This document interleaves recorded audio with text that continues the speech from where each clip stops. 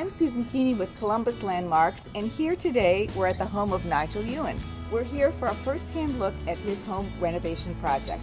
This is a charming bungalow style built in the early 20s.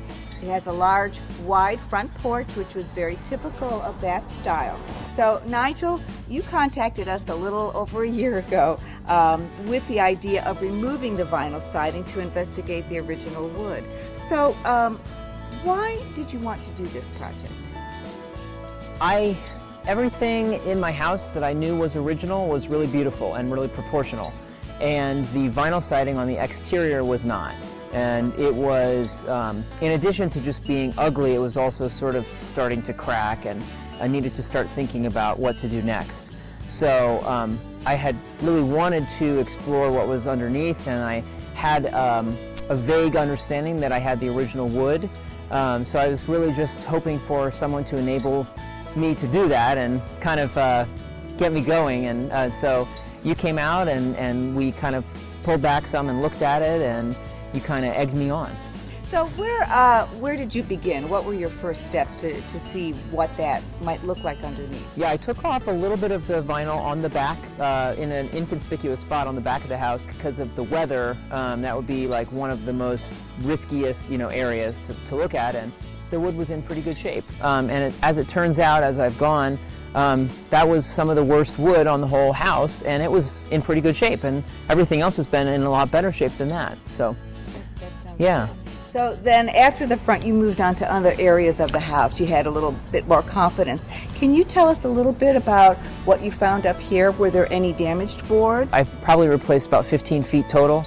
I've been very fortunate with not only the wood that's here is sturdy and in good shape, but also that it hasn't been, I haven't needed to replace a lot of it. I haven't seen a lot that has this smooth curve to it. Most of it is kind of a sharp edge, so it was a neat little unique discovery. On top of the wood siding, original wood siding, there's this cheap cedar. It's really just a pain.